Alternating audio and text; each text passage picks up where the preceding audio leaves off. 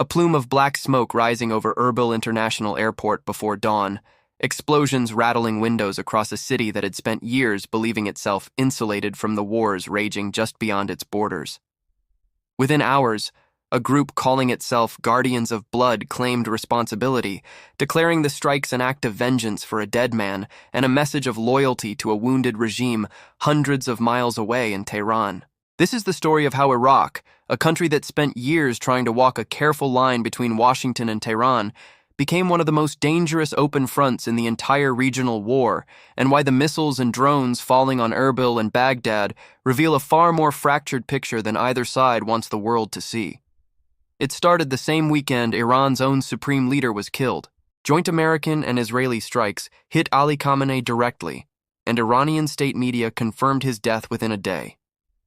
Almost immediately, an Iraqi Shiite militia group calling itself Guardians of Blood, operating under the umbrella of a broader coalition known as the Islamic Resistance in Iraq, announced that its fighters had launched missile and drone attacks against military bases housing American forces in Erbil province, in Iraq's northern, semi-autonomous Kurdistan region. The group framed the strikes explicitly, describing them as retaliation for the killing of the man they called the martyr leader, and as an act of solidarity with the Islamic Republic. A separate faction operating under the same umbrella, calling itself Saraya Awliya al-Dam, issued its own statement soon after, declaring that in adherence to religious duty and in retaliation for that same spilled blood, its fighters had carried out a coordinated drone swarm attack against American positions on the outskirts of the city. Residents of Erbil did not need a militia's press release to know something had happened. They heard the explosions themselves, a series of blasts rolling across the city as its air defense systems engaged wave after wave of incoming threats. Kurdish security sources confirmed that the defense network protecting the base near Erbil International Airport intercepted several drones that evening, preventing what could have been serious casualties or damage. But interception is never the same thing as peace. For the people actually living in that city, the sound of explosions overhead, whether the payloads ultimately connected or not, is not an abstraction they read about afterward. It is a lived, visceral experience of a war they had no part in starting, arriving over their own rooftops in the middle of the night. That first wave of strikes was only the opening chapter. As the broader war between the United States, Israel, and Iran ground into its second week, the pace and scale of attacks on Iraqi soil accelerated dramatically. By the time the conflict reached its 10th day, security officials confirmed that a drone strike had targeted a U.S. military base near Erbil International Airport, yet again while separately, rocket and drone assaults hit a U.S. diplomatic facility near Baghdad International Airport, this time intercepted by the American C-RAM defensive system, the close-in weapons platform specifically designed to shoot down incoming rockets, artillery, and mortar fire before it can reach its target. The Islamic Resistance in Iraq, the umbrella organization coordinating these factions, announced that it alone had carried out 26 separate bombing operations across the country in a single 24-hour period. 26 operations in one day aimed at American positions scattered across a country the United States had spent years trying to quietly draw down its footprint inside. And the targets kept multiplying. Since the outbreak of this conflict, Iran-linked militias had struck not just Erbil International Airport, but also Harir Air Base, Kurdish Peshmerga camps allied with the Iraqi Kurdistan government, oil and gas facilities critical to the region's economy, offices belonging to Iranian Kurdish opposition parties operating in exile, general infrastructure, and even hotels believed to be housing American personnel, strikes that in several cases killed and injured people who had no connection to any military operation whatsoever. This was not a narrow, disciplined campaign aimed exclusively at legitimate military targets.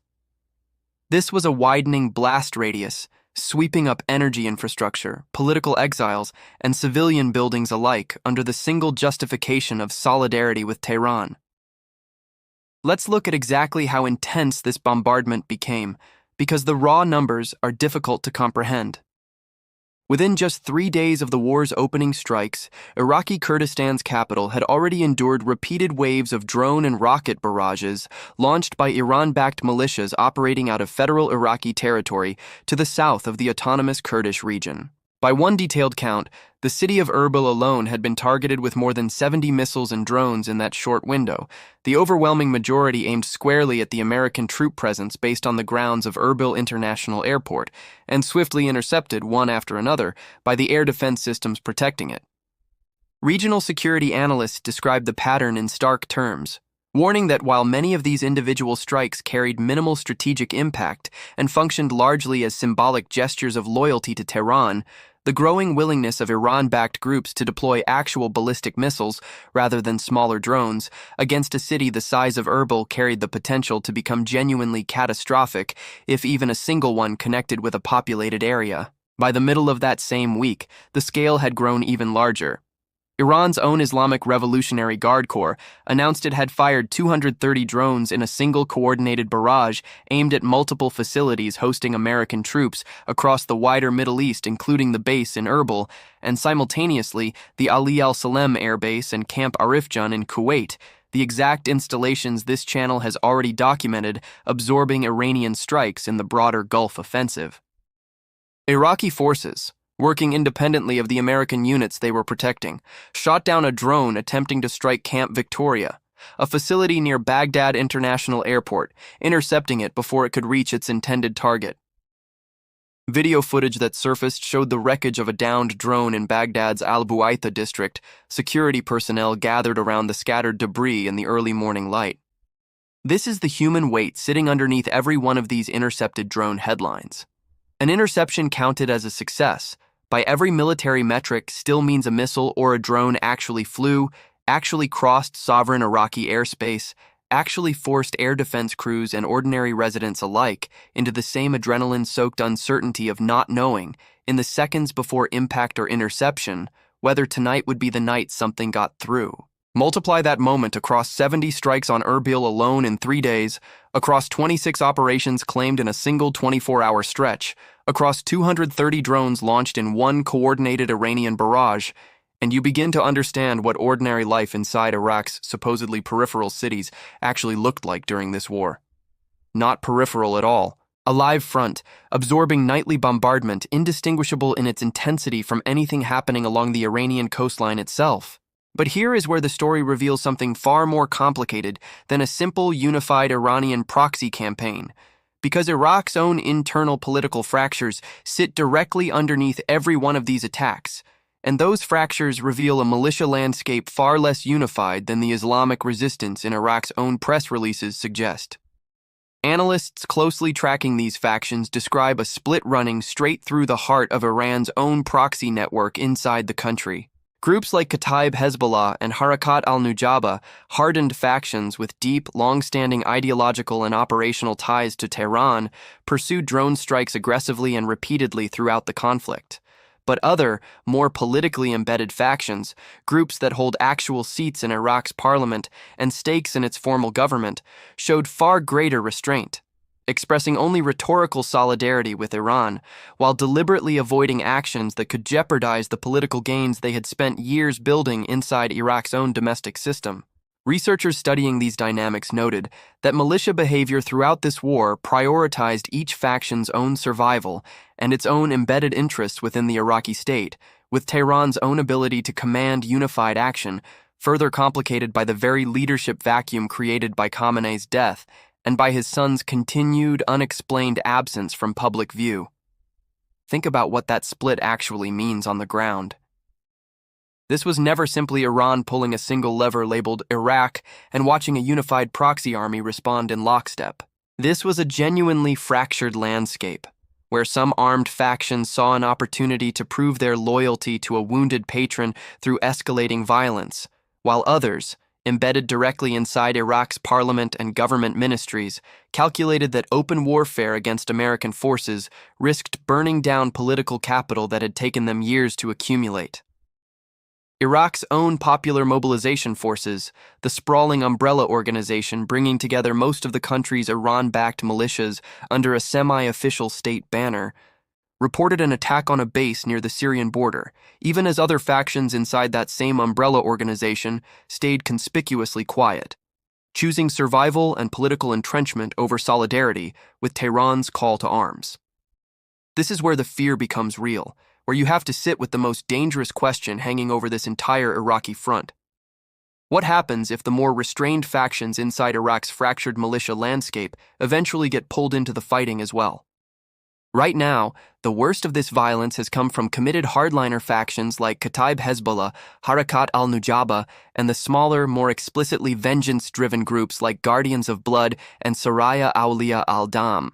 But Iraq holds tens of thousands of men who are members of Iranian-backed militias in total, a reservoir of manpower that has, so far, only partially mobilized against American positions. If Iraq's broader political calculus shifts, if the diplomatic tracks in Muscat and Bergenstock collapse entirely, or if American or Israeli strikes eventually hit a target inside Iraq itself, that the more restrained factions consider an unforgivable escalation, that reservoir does not need to grow by much to turn Erbil and Baghdad's current wave of largely intercepted, largely symbolic strikes into something dramatically more lethal. And that danger already showed real teeth once. Iraqi-based factions operating under the Islamic Resistance in Iraq, Banner claimed to have shot down an American MQ-9 Reaper drone, one of the most sophisticated unmanned reconnaissance and strike platforms in the entire U.S. arsenal, a claim that, if accurate, represents a meaningfully different order of capability than a swarm of small drones being routinely intercepted by CRAM systems and Kurdish air defense networks. The same faction publicly threatened to extend its attacks to any European forces operating inside Iraq or the wider region should they choose to participate in the conflict, a warning that widens the entire theater of potential targets well beyond the American-Kurdish partnership currently absorbing the brunt of these strikes. Now widen the lens to see how this domino effect spreads outward from Iraq itself. This was never a contained single-country story. The same week Erbil was absorbing repeated drone barrages, explosions were also being reported in Doha, Qatar, as Iran's own strikes hit the region even more broadly. Kuwait's Ali al-Salem Air Base and Camp Arifjan, the same installation struck as part of Iran's wider 230 drone barrage, sat alongside Erbil and Baghdad as part of a single coordinated regional offensive against every American position Tehran and its proxies could reach. Iraq was not an isolated flashpoint.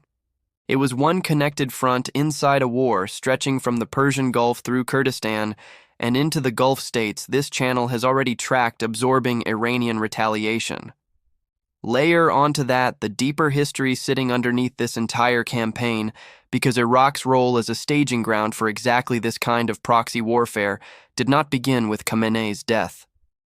Days before this current war even started, tensions inside Iraq, a country long considered a center of Iranian influence, were already climbing. One of the first strikes of this entire conflict hit Jurf al-Sakar, a base belonging to Iran-backed militias inside Iraq, struck early on the war's opening day, resulting in casualties among forces tied to Kataib Hezbollah stationed there.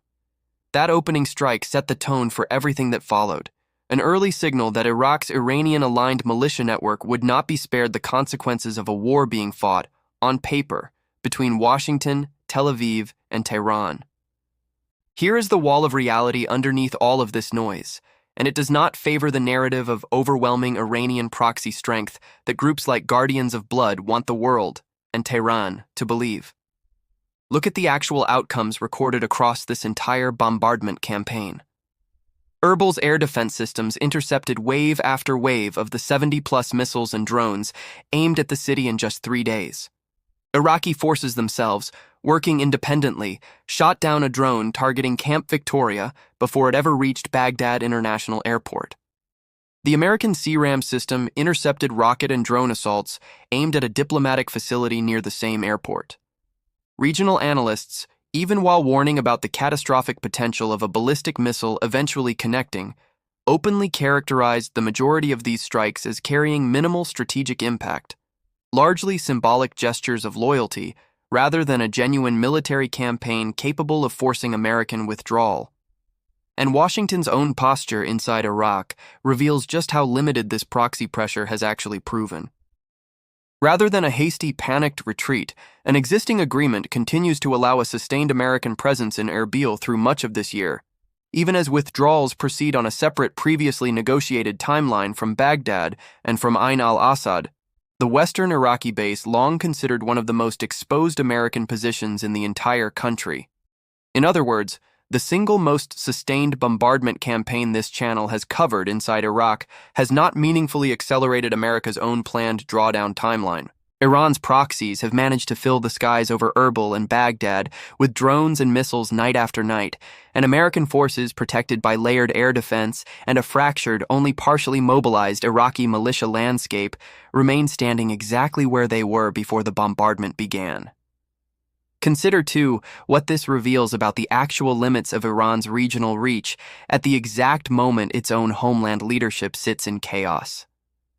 This is a network capable of launching dozens of coordinated operations in a single day, capable of downing an American drone, capable of threatening to widen its target list to European forces as well. And yet, faced with a fractured internal political landscape inside Iraq itself, where politically embedded factions calculate that open warfare threatens their own hard-won seats in government Tehran, cannot even guarantee a fully unified response from the very proxy network it spent decades building specifically for a moment like this one. The same succession crisis paralyzing Tehran's own domestic leadership, the same unverified whereabouts of a supreme leader the world has never actually seen, ripples outward into every proxy relationship Iran depends on, including the one inside Iraq that was supposed to be among its most reliable. Go back to that first night in Erbil, the plume of smoke over the airport, residents jolted awake by explosions they had spent years hoping never to hear over their own city.